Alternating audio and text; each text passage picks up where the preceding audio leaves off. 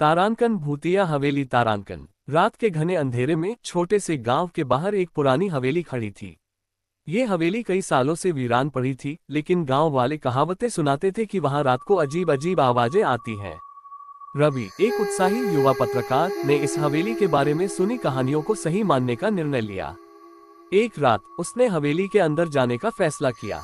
चांद की धीमी रोशनी में हवेली की पुरानी दरवाजे की चरमराहट ने उसे और भी डरावना लगा।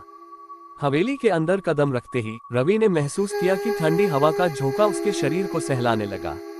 उसने अपनी टॉर्च की रोशनी में हवेली के हर कोने की जांच की, लेकिन कुछ खास नहीं मिला। अचानक एक अजीब सी चीख ने हवेली को हिला दिया। रवि का दिल जोर जोर से धड़कने लगा।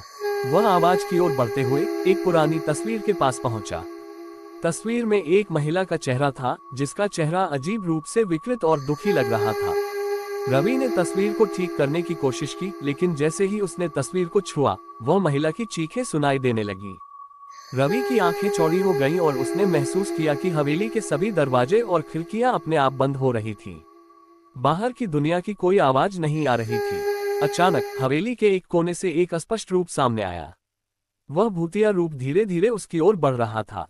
रवि ने बहादुरी दिखाते हुए हवेली के अंदर एक पुरानी किताब की ओर इशारा किया। वह किताब हवेली के इतिहास के बारे में थी। रवि ने किताब को खोलते ही पढ़ा कि हवेली की मालिक, एक महिला, ने अपने परिवार को किसी प्रकार की बलि देने की योजना बनाई थी, लेकिन उसके परिवार ने उसके खिलाफ विद्रोह किया और उसे हवेली में ही बंद कर दिया गया। रवि ने समझा कि भूतिया रूप उस महिला की आत्मा थी, जो अपने परिवार की मौत के कारण कष्ट भोग रही थी। उसने हवेली से बाहर निकलने का प्रयास किया और अपने डर को काबू में रखते हुए वह हवेली के सबसे पुराने कमरे की ओर बढ़ा। वह कमरे में जाकर उसने मन ही मन उस आत्मा से शांति की प्रार्थना की और हवेली के अंदर के सभी पुराने दस्तावेज बाहर ले आया। इसके बाद हवेली के चारों ओर पूजा करके रवि ने आत्मा को शांति दी। सुबह होते ही रवि हवेली से बाहर निकल आया। हवेली की पुरानी दीवारें अब शांत और शांतिपूर्ण लग रही थीं। गांव वालों ने उसकी बहादुरी की सराहना की और हवेली को फिर से एक सामान्य जगह के रूप में देखने लगे। रवि ने यह अनुभव अपने जीवन का सबसे महत्वपूर्ण अनुभव माना और समझा कि कभी कभी पुराने रहस्यों को जानना भी आवश्यक होता है, ताकि आत्मा को शांति मिल सके।